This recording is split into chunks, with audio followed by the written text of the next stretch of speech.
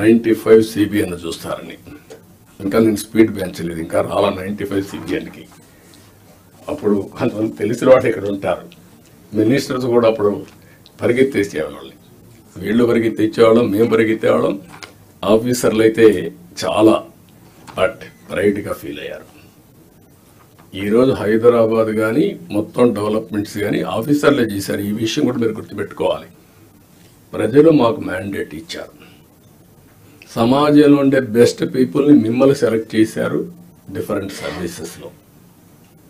You are professionals.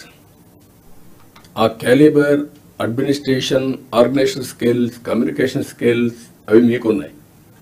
మాకు ప్రజలు గౌరవించారు, మమ్మల్ని ఎన్నుకున్నారు.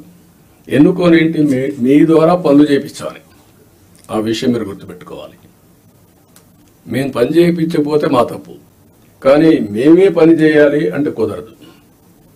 మా బ్యాక్గ్రౌండ్ ఇవన్నీ వచ్చినప్పుడు ఈ విషయంలో మీరు అందరూ కూడా క్లారిటీ పెట్టుకొని ముందుకు పోవాల్సిన అవసరం ఉంది. నేను వచ్చినప్పుడు ఒక అంగన్వాడికి పోతా, డ్రైన్స్ పోతా, డోంట్ మిస్టేక్ మీ.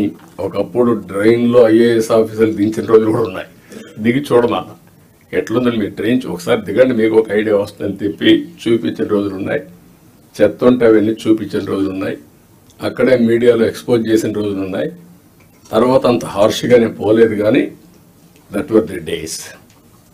కానీ అదే మరి హైదరాబాద్ని బిల్డ్ చేయడం కూడా వీళ్ళే బిల్డ్ చేశారు, IT కూడా వీళ్ళే చేశారు.